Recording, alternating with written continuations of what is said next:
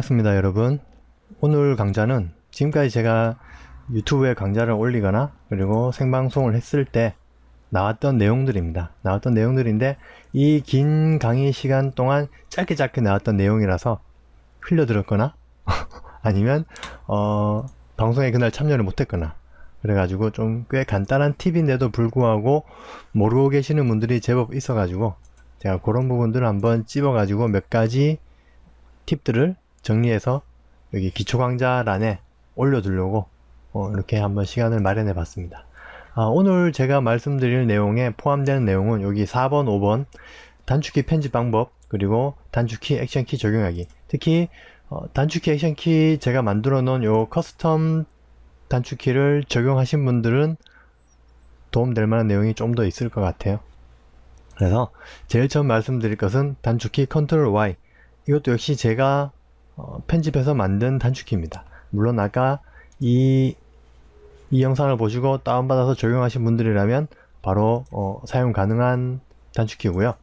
우리 가이드라인 아시죠? 여기 판넬 작업할 때나 많이 쓰죠. 컨트롤 R 누르면 이미지 자체에 이렇게 자가 나오고, 자, 위에서 당기면 수평바가 내려오고 왼쪽에서 당기면 수직바가 내려오게 되죠. 나오게 되죠. 이걸 어디에 활용하냐면 보통 우리 저기 이미지 높이 맞추거나 할 때, 그리고 폰트 높이 맞추기 이런 거 할 때 이렇게 맞춰두고 각 이제 오브젝트들을 이동시켜서 센터 라인이나 아니면 수직 수평 라인을 맞출 때 많이 씁니다. 그쵸? 그리고 이렇게 쓸 때 당겨서 작업을 해 놓고 작업하시다가 또 라소트를 쓸 일이 있어가지고 컨트롤 H 누르면 이렇게 같이 사라지는 불편한 현상이 좀 있죠. 그리고 숨겨놓고 작업하시다가 또 라소트에서 H 누르면 같이 튀어나오는 경우도 있고, 물론 이 가이드라인을 계속 쓸 경우도 있지만 제 기준에 한해서 거의 안 씁니다. 한번 쓰고, 그러니까 한번 수평이나 수직을 잡고 나면 지우게 되는데, 이렇게 마지막 파이널 작업을 해가지고 이렇게 수직 수평 라인을 당겨와가지고 확대해서 확인을 한 후에는 저는 이 가이드라인을 다 지우고 냈거든요. 하나씩 지울 때는 좀 불편하죠. 이렇게 선택해서 위로 당겨 올리거나 당겨 밀거나 해야 되는데 한꺼번에 지우는 명령이 있습니다. 뷰에 보시면 클리어 가이드라고, 컨트롤 Y, 이건 제가 이제 만든 거죠. 원래는 없습니다. 클리어 가이드 해가지고 이걸 누르게 되면은 컨트롤 Y 단축해야 되겠죠. 가이드라인이 한 번에 삭제가 되는 거죠.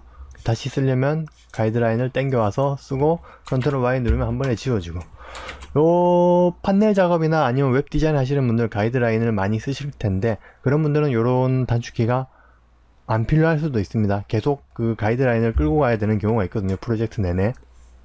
그리고 우리 저희 투시도 작업할 때도 가끔, 아니면 조감도 작업할 때나 배경에 있는 이미지들의 건물들의 수평 수직 라인을 맞출 때 간혹 많이 당겨서 씁니다. 당겨서 이렇게 배경 라인들을 컨트롤 T, 지금 물론 여기는 건물 배경이 아니지만 당겨서 맞춘다거나 이렇게 늘린다거나 해가지고 다 맞춰서 쓰고 컨트롤 Y 단축키로 한 번에 가이드라인을 지우는 거죠. 자, 요거는 이제 호불호가 갈리는 단축키가 되겠습니다. 그래서 여러분들 보시고 마음에 드시면 쭉 쓰시고, 만약에 마음에 안 드시면 컨트롤 Y라는 단축키를 다시 지워야지 싶으시면 포토샵 단축키 편집 방법, 이 영상을 보시고 나름대로 편집하시는 것도 추천드릴게요. 자, 두 번째 팁, F5. 이것도 역시 제가 액션키로 만든 겁니다. F5 단축키, 이렇게 작업을 하고 나서 간혹 건축사에서 요청이 옵니다. 자, 이거 인면도만 따로 PSG로 정리해 주세요. 그러면 이렇게 인면도만 따로 뭉뚱그려서 F5를 누르게 되면 선택한 만큼 크롭이 되는 거죠. 자, 여기서 일반 크롭 메뉴와 다를 게 뭐 있냐 라고 물으신다면은 이렇게 일반 크롭 메뉴도 단축키 C 눌러서 크롭이 되죠. 일반 크롭과 다른 내용은, 일반 크롭은 이렇게 선택 영역을 두 군데 이상 잡아서 작업을 못합니다. 하지만 제가 F5를 자주 쓰는 이유는 이렇게 평면 작업 같은 거 할 때 제가 한 번에 몰아서 할 때가 있거든요. 이럴 때 각 모서리를 정확히 찾아가야 되는데 정확히 잘라야 돼요, 종이를. 크롭 메뉴로 C 단축키로 정확히 자르도록 한번 노력해 볼게요. 이렇게 끝라인을 제법 따라가는 편입니다. 하지만 확대해서 보면은, 그죠? 자, 이렇게 이동해서 끝라인을 정확히 맞춰야 되겠죠. 컨트롤 플러스 키로 크롭 메뉴가 활성화된 상태에서 이렇게 조금은 불편하게 확대 이동을 해서 이렇게 편집을 해야 됩니다. 이것도 끝까지 맞나 확인해 보려면 이렇게 확대해서, 저는 사실 검은 선 안 나오게 하고 싶거든요. 자, 이런 식으로. 아, 이것도 바뀌었네. 자, 이렇게 뭔가 좀 불편합니다. 그죠? 그래서 제가 이 F5 단축키를 만든 이유가, 라쏘 툴이든 아니면 수직 사각 선택 툴이든 해가지고 두 군데 세 군데 막 선택할 수가 있습니다. 이 상태에서 F5 키를 누르면 크롭 메뉴가 발동해가지고 선택한 영역의 끝부분을 찾아서 자르게 되는 거죠. 자, 이걸 이용해가지고 요 왼쪽 끝과 오른쪽 끝을 선택하는 거죠. 확대해가지고 정확하게 선택이 가능하죠. 다시 줌 메뉴로 이렇게 튕겨주면은, 전문 용어인데, 튕겨주면은 이렇게 줌이 한 번에, 그죠? 끝까지 당겨갈 수가 있는 거죠. 이런 식으로. 아이고, 왜 이러냐. 오케이. 이렇게 끝부분에 두 점을 선택했습니다. 잘 안 보이지만 이 상태에서 F5 키를 누르게 되면 정확하게 검은색 라인을 다 지우고 흰색 라인만, 흰색 안쪽으로만 탁 잘리게 되는 거죠. 그래서 좀 크롭을 좀 더 세분화해서 정밀하게 작업할 필요가 있을 때 F5 메뉴가 여러분께 도움이 될 것 같습니다. 그 외에 뭐 이런 사각형 선택할 때는, 자, 이렇게 사각형을 선택해서 F5 키 누르면 딱 요런만 잘리겠죠. 이런 식으로 활용하시면 될 것 같습니다. 네, F5 크롭 단축키, 물론 키보드 숏컷 단축한 액션 키를 적용하셔야지 사용 가능한 단축키가 되겠네요. F5. 자, 세 번째, 판넬 작업할 때도 많이 사용되고요. 그죠?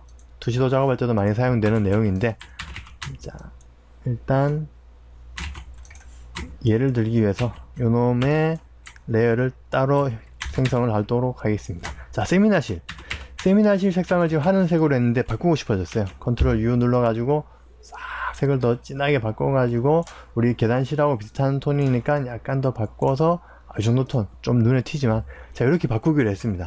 했더니만 또 다른 곳에도 똑같은 색깔을 적용해야 되겠죠. 물론 이때는 I키로 이렇게 색을 당겨 와가지고 녀석을 선택해서 색을 채워줄 수도 있는 문제지만, 그쵸? 아까 컨트롤 U로 색을 바꿨으니까 똑같이 컨트롤 U 불러가지고, 아까 휴값 얼마였지, 마이너스 180에서 세츄에이션 얼마에, 이 수치를 예전에 저도 잘 모를 때는 일일이 적어 놓고 작업을 하기도 했습니다. 그죠? 멍청하면 손발이 고생이죠. 근데 저도 몰랐는데 몇 해 전에 알게 됐습니다.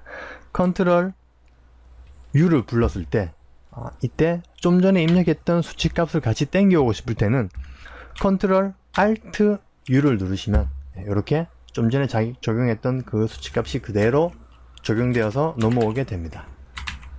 간단하죠. 컨트롤 U에서 Alt 키만 추가하면 됩니다. 마찬가지로 컨트롤 B 또 해당 사항이 있습니다. 컨트롤 B 눌러서 좀 더 레드 값을 추가하고 옐로우 값을 빼고 하이라이트 값은 그린 값을 올리고, 이렇게 세분화 시킨 작업을 했을 때 여기서 마찬가지로 컨트롤 B에서 아까 값을 그대로 기억해서 할 수도 있겠지만, 그럴 필요 없이 컨트롤 Alt B를 눌러주면 좀 전에 적용했던 수치 값들이 그대로 넘어오는 모습을 볼 수가 있겠습니다. 이런 내용들은 물론 찾아보면 웹상에 다 널리고 널린 정보지만, 제 강좌를 들으시는 분들에게 한 번 더 알려드리기 위해서 제가 이 영상을 만들고 있는 거니까, 뻔히 아는 내용 왜 녹화하냐고 핀잔 안 주셨으면 좋겠습니다. 이 내용 잘라야겠네.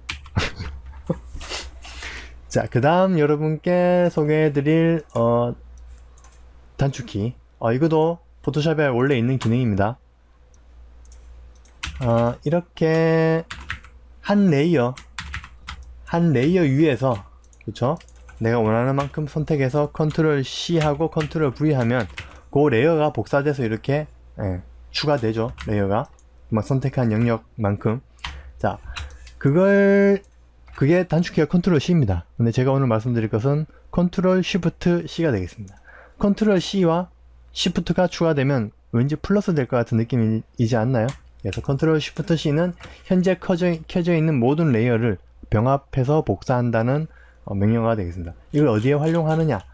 여러분들이 여러 곳에 활용하기 나름이겠지만, 저 같은 경우는 주로 수정할 때 많이 쓰거든요.